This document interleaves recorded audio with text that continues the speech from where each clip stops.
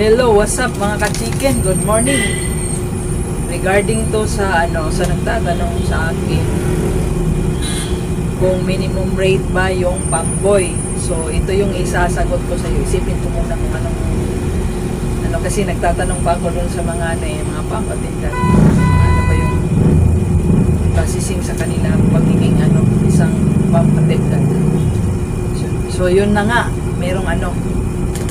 meron silang 6 months na trainee sa pagiging isang pump boy. So, hindi agad minimum rate. Pagkatapos ng 6 months, yun, saka sila mag-increase ng sahod.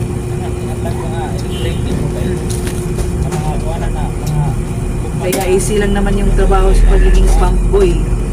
Basta ka lang, masipag, tiyaga, kasi yung mga nyo dyan sa labas is how to deliver sa mga customer ba. So kailangan maging responsible din sa mga sasakyan, especially sa mga customer, para kasi merong mga mga cost din pag hindi mo yung mga customer i-handle ng maayos. Kaya maging talaga, maging karespeto din sa bilang isang attendant. Kailangan mo rin mo yung mga customer.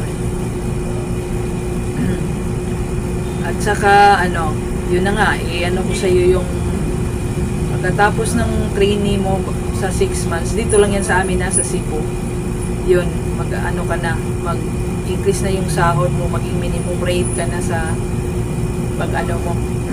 Tapos mo ng train sa 6 months. So, yun lang ang ko sa iyo. I-share yung mga naanuhan ko dito sa mga kasamahan ko bilang isang pump boy.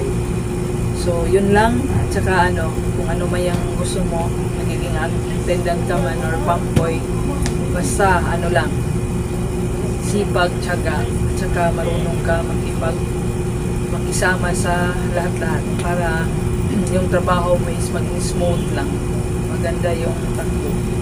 Saka good luck. Saka thank you pala sa sa patanong sa YouTube channel ko. Saka yun lang. God bless you.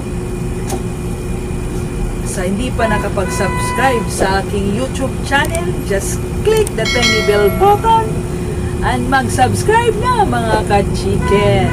So, yun lang. Good luck, good luck.